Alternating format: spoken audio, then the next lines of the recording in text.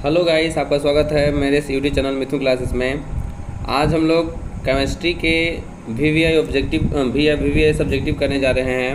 VVI subjective जो board exam में कई बार क्वेश्चन पूछा गया है और 2024 में आने की संभावना भी है इस प्रकार के क्वेश्चन का। तो चलिए हम लोग शुरू करते हैं। पहला क्वेश्चन है आपके सामने। जो क्वेश्चन है वो क्वेश्चन में कहा गया है आश्रित जल में विद्युत का चालन क्यों नहीं होता है। आश्रित जल अर्थात हम लोग कह सकते हैं जो हम लोग जल पीते हैं साफ जल, उसमें विद्युत का चालन क्यों नहीं होता है जबकि वर्षा के जल में होता है। अर्थात आश्रित जल मतलब हम लोग जो पीते हैं वह विद्युत का चालन नहीं करता है, जबकि जो वर्षा का जल होता है ना, वो वर्षा का जो जल होता है वो विद्युत का चालन करता है। आखिर ऐसा क्यों होता है? इसका आंसर बाबू याद रखिएगा। हम लोग जानते हैं कि जो अम्ल होता है ना, वो अम्ल क्या होता है कि जब हम उसको अम्ल जो होता है ना जल में जो घुलता है, अम्ल जो होता है वो जल में घुलता है तो वह आयनों में विभक्त हो जाता है, अर्थात H+ आयन का निर्माण करता है। और इसी गुण के कारण अम्ल जो होता है वह विद्युत का चालन करता है। अब समझिएगा, इसका आंसर समझिएगा कि आश्रित जल अर्थात साफ जल में किसी प्रकार का कोई आयनिक यौगिक विलय नहीं होता। अर्थात साफ जल जो होता है ना वो किसी प्रकार का आयन का निर्माण नहीं करता है, अर्थात H+ आयन प्रदान नहीं करता है। कब? जब वो जल में घुलता है, जल में तो है ही है वो, जिसके कारण ये आयनों में विघटित नहीं होते हैं। देखिए, आश्रित जल में किसी प्रकार को कोई आयनिक नहीं हो और जिसके कारण ये आयनों में कोई भी घटित नहीं होता है, अर्थात ये टूटता उठता नहीं है। लेकिन जो वर्षा का जल होते हैं वह वायुमंडल से होते हुए जब पृथ्वी पर आते हैं ना, तो वायुमंडल में उपस्थित हो जाता है CO2 और हो जाता है SO2 और हो जाता है NO2। इन तीनों गैसों से जो वर्षा का जल होते हैं वो अभिक्रिया कर लेते हैं और अभिक्रिया करने के बाद वो निर्माण कर देते हैं किसका? अम्ल का।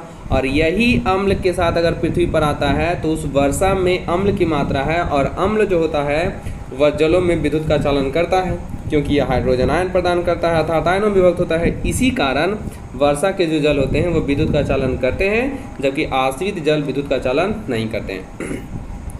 इसका आंसर समझिए बाबू, क्या कहता है कि वर्षा जल वायुमंडल से होते हुए भूमि पर गिरते समय वायु के अम्लीय गैसों जैसे CO2, SO2 और NO2 इत्यादि से घुल जाते हैं, जिससे विभिन्न प्रकार के अम्ल अर्थात कार्बोनिक अम्ल, सल्फ्यूरस अम्ल और नाइट्रस अम्ल का निर्माण कर लेते हैं। देखिए, अम्ल का निर्माण कर लिया ना, और इसी अम्ल का निर्माण होने के कारण आयनों में विभक्त हो जाएगा। अविभक्त होने के कारण वर्षा का जो जल होगा वो विद्युत का चालन करने लगेगा।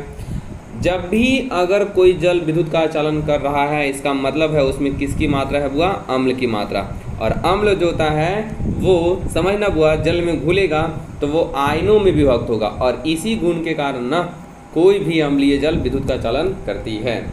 अगला क्वेश्चन, अगला सवाल आपके सामने है। सवाल कहता है कि प्लास्टर ऑफ पेरिस को आर्द्ररोधी बर्तन में क्यों रखा जाता है बुआ? इसकी सही तरीके से व्याख्या करिए। प्लास्टर ऑफ पेरिस कहने का मतलब है CaSO4 × ½ को हम लोग आर्द्ररोधी बर्तन में रखते हैं जिसमें वायु बाबू नहीं जाता है।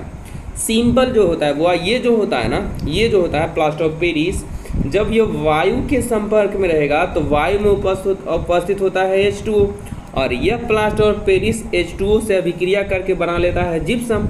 और जिप्सम बनाने के कारण वो बाबू क्या होता है? जम जाता है। अब बताइए, और डॉक्टरों अगर मान लीजिए कि वहाँ पर प्लास्टर करने में इस्तेमाल कर रहा है, हड्डियों को सही जगह पे बैठा करके, तो क्या वो ठोस पदार्थ का इस्तेमाल करेगा? नहीं हो पाएगा। इसीलिए उस जिप्सम से CaSO4 × 2H2O इसके निर्माण होने से बचने के लिए इस प्लास्टर ऑफ पेरिस को आर्द्ररोधी बर्तन में रखा जाता है ताकि वह ठोस जिप्सम का निर्माण नहीं कर सके। आंसर वो आपके सामने है कि प्लास्टर ऑफ पेरिस आसानी से जल से अवशोषित कर लेता है। प्लास्टर ऑफ पेरिस आसानी से जल को क्या कर लेता है? अवशोषित कर लेगा। और जब जल को अवशोषित कर लेगा ना तो वह कठोर किसका निर्माण कर देगा? जिप्सम का। और जिप्सम का फॉर्मूला याद रखिएगा, CaSO4 × 2H2O, याद रखिएगा, CaSO4 × 2H2 जिप्सम का निर्माण कर देगा। और जिप्सम का निर्माण करता है, इसलिए प्लास्टर ऑफ पेरिस को आर्द्ररोधी बर्तन में रखा जाता नहीं। कुछ समय बाद इसकी पूरी मात्रा जिप्सम में, देखिए जिप्सम में क्या हो जाती है, बदल जाती है। और जिप्सम में से बचाने के लिए अर्थात कठोर होने से बचाने के लिए प्लास्टर ऑफ पेरिस को आद्ररोधी बर्तन में रखा जाता है। अगला सवाल ये बहुत काफ़ी महत्वपूर्ण है, एकदम बहुत काफ़ी महत्वपूर्ण है। 2024 में एकदम आने वाला ही क्वेश्चन है। 2024 में सवाल है आपके सामने कि संतुलित रासायनिक समीकरण क्या है, रासायनिक समीकरण को संतुलित करना क्यों आवश्यक है। एकदम very very important, most important बाबू, मोस्ट इंपॉर्टेंट, मोस्ट एकदम VVI क्वेश्चन को एकदम रट जाएगा ये वाले क्वेश्चन को एकदम। संतुलित रासायनिक समीकरण क्या है। संतुलित रासायनिक समीकरण पहले होता है क्या हुआ, तो याद रखना ये हमारा तीर का निशान है। तीर के निशान वाला के राइट साइड वाला को हम लोग कहते हैं प्रतिफल और इधर वाला को कहते हैं अभिकारक। अभिकारक कहा जाता है और इधर वाला को कहा जाता है उत्पाद कहा जाता है या प्रतिफल कहा जाता है। तो अभिकारक में तत्वों की परमाणुओं की संख्या और उत्पाद में तत्वों की परमाणु की संख्या अगर बराबर है तो इस प्रकार के समीकरण को कहा जाता है संतुलित रासायनिक समीकरण कहा जाता है।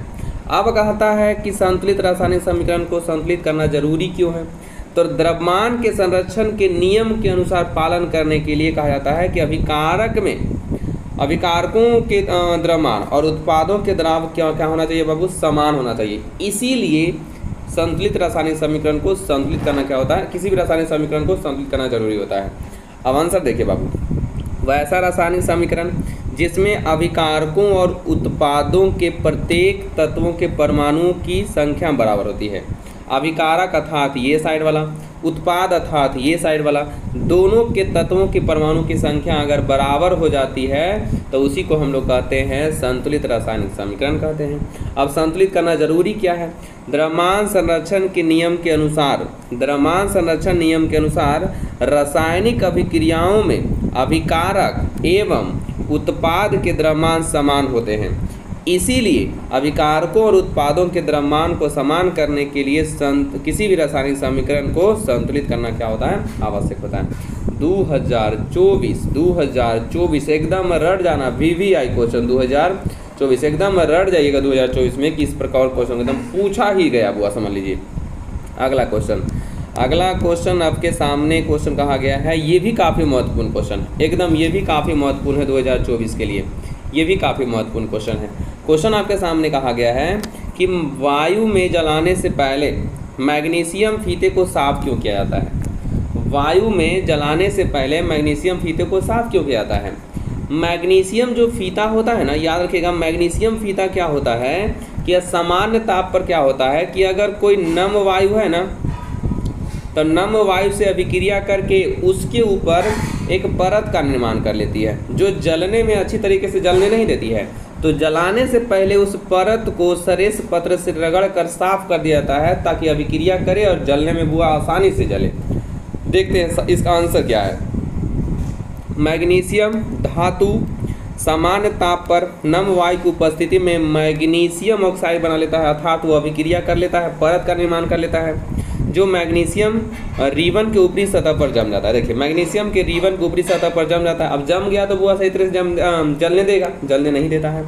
इसीलिए इसे वायु में जलाने से पहले सरेस पत्र से रगड़ कर साफ कर दिया जाता है ताकि आसानी से ऑक्सीजन से क्या कर सके, अभिक्रिया से कर सके। तो मतलब सही तरीके से जलने से लिए उसको मैग्नीशियम को क्या करता है, उसको ऊपर से जो परत का निर्माण हुआ उस परत को सही से सरेस पत्र से साफ कर दिया जाता है ताकि सही तरीके से जले और आसानी से ऑक्सीजन से क्या कर सके, अभिक्रिया कर सके। बाबू याद रखिएगा हम लोगों का क्वेश्चन इतना है। ये सब क्वेश्चन 2024 में काफ़ी महत्वपूर्ण है। ये सब क्वेश्चन को हम छाट कर बाबू आप लोगों को दिया जा रहा है यूट्यूब पर, इसीलिए एकदम रट जाइएगा, एकदम VVI क्वेश्चन है, सब रट जाइएगा एकदम। तब तक के लिए धन्यवाद। जय हिंद, जय भारत। अब मिलते हैं अगले वीडियो में। लाइक करिए, सब्सक्राइब करिए, शेयर कर दीजिए।